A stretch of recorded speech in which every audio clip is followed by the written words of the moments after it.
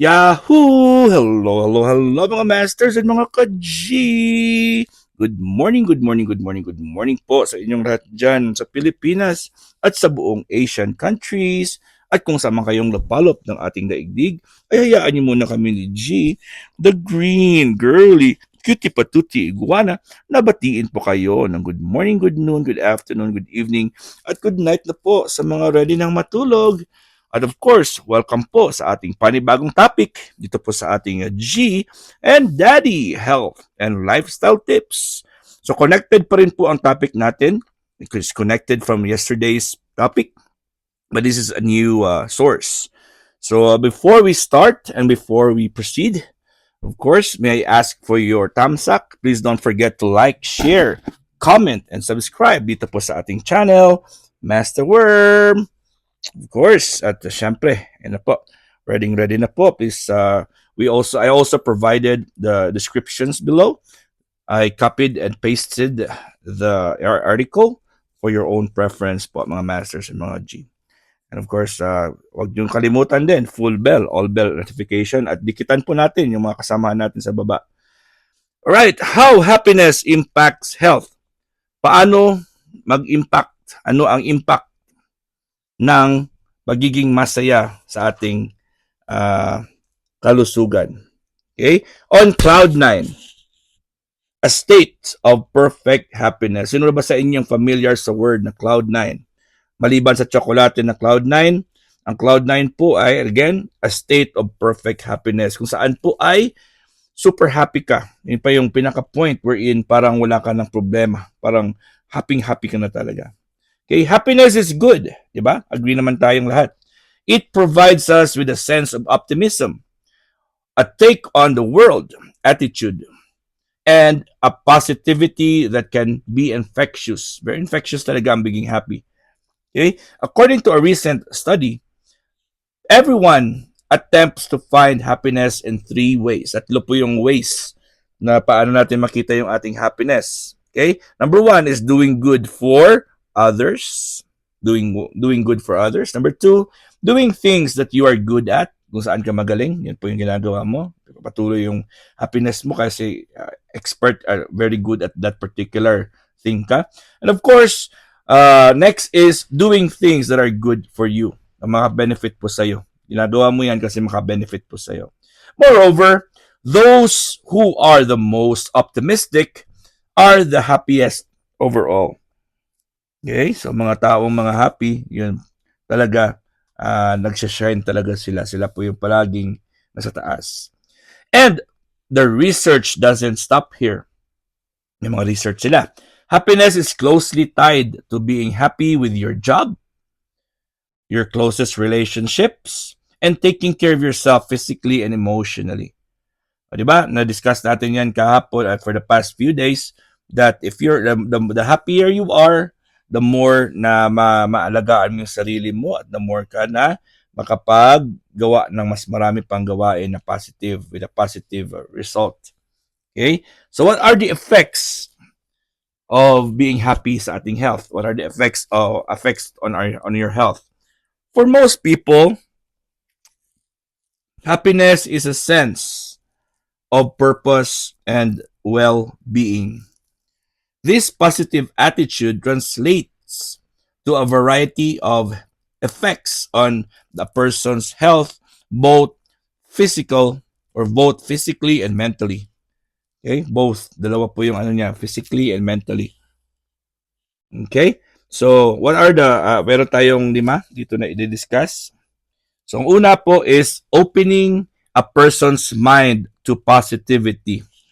Opening a person's mind to positivity. Okay? So optimism and vitality are critical to a person's well-being. So syempre, being positive is very important po. Critical po yan sa ating pagiging isang functional na tao. Okay? And then improving a person's problem-solving activity or ability. Okay? Pag happy ka, okay, nakaka-improve ito sa ating skills, paano tayo mag-solve ng mga suliranin or mga problema. 'Di ba? Bakit? No, 'di ba? Positive-minded individuals believe that they can and want to achieve their goals. Basta positive ka po, as mataas po yung confidence mo, happy ka, at syempre may believe ka sa sarili mo. Okay? Very optimistic ka. Kaya po importante po talaga yan para hindi po tayo basta-basta matalo sa ating mga desisyon sa buhay. Kasi we have what we call the fight and flight response. Kung ikaw po ay hindi happy at ikaw po ay palaging stress, eh, siyempre mataas din po yung cortisol level mo. And cortisol is the stress hormone, which is gonna make your memory clouded. Diba? Tandaan natin yung ating brain is parang disk yan or parang flash drive na may mga memories na sa store dyan. Okay? Ang problema kasi diyan pag full na yung disk mo, yung flash drive mo, hindi ka na makapag-save ng bagong memories. O kaya pag happy ka, ayun po, very open ang iyong parang ang flow ng energy mo sa iyong well-being is very good. Kaya pati sa iyong mind, sa iyong memory po, maganda din po. Okay? So next is building a physical, intellectual, and social resources. So this allows people to learn better because they seek other people, other positive-minded people. So pag meron kang mga doubts, di ba? So yung always make sure that you have somebody to talk to and resources. Halimbawa, hindi lang po tao, kundi pwede tang libro, pwedeng website, pwede yung internet. Siyempre, gamitin natin yung mga resources sa paligid natin. Okay? So the more na ikaw po ay makakapag-research, the more po na nagbi-build din po ang iyong pagiging nagiging malawak din po yung iyong pag-iisip. So they seek other positive-minded people or may mga tawag natin diyan is mentors. Okay? So mentor in of course in a positive way. May mga mentors din kasi na hindi positive. May mga mentors syempre pag ikaw po ay if you always talk, if you always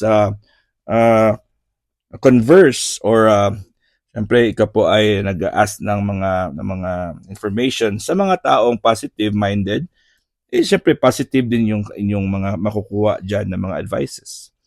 Next is number 5 is protecting your health. Happiness lowers your risk for cardiovascular diseases. 'Di ba? Na-discuss na rin natin yan last time. At maraming effect ang happiness. So, na-avoid niya rin po. Ang nangyari dito sa aking topic. May na-press na naman ako. Alright, sandali po at ako po ay titignan ko muna yung aking, di ba? And it also lowers your blood pressure. So aside from lowers your risk for cardiovascular disease, it lowers your blood pressure, enables better sleep, improves your diet, and allows you to maintain a normal body weight through regular exercise and reduce stress. It po protects your health. Pag happy tayo, pinoprotect niyo yung health natin. Diba, mga masters? Alright, so let's proceed to the next topic, which is ways to improve your well-being. What are the ways to improve your well-being? According to some research, well-being can be learned by practicing the following. Okay? So, number 1 is resilience. What is resilience? Is the function of the brain resides in the ability to bounce back from adversity. So, simply means matatag, resilient ka. Kahit anumang mangyari sa iyong paligid, alam mo kung paano mo isolve yan. Still, parang bamboo ka, parang kawayan ka, tumatayo ka pa rin dyan. Okay? Next is positive outlook.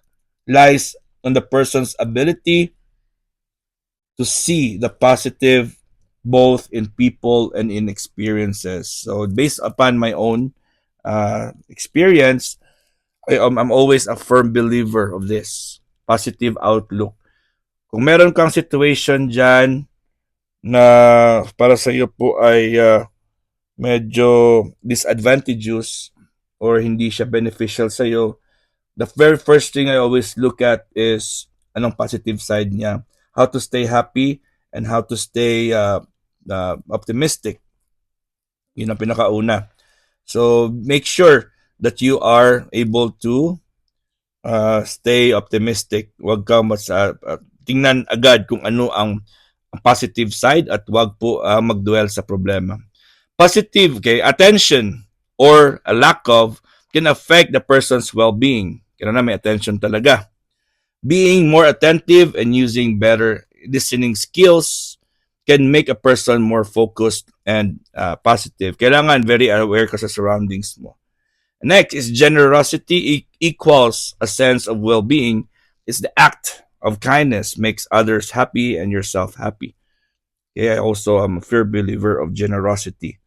Okay, so to improve your well-being po, importante po ang magiging generous. Okay, your own well-being shouldn't be mysterious. Know what works for you and what doesn't.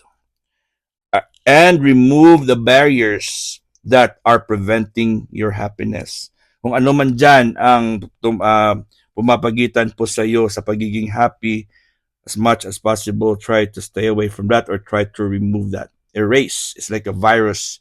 Erase it. Huwag mong hayaang nakabarado yan, babarado yung iyong way to be happy. Okay? So be content of your own choices and your health and well-being are dependent on it. Kailangan talaga natin ito. So bukas ay we'll continue with the remaining topic here. At maraming salamat po sa inyo. Make sure kita-kits tayo ulit sa ating every morning dito po. Itong oras pa rin every day sa ating G and Daddy Health and Lifestyle Tips. Maraming salamat po and God is great. Yahoo!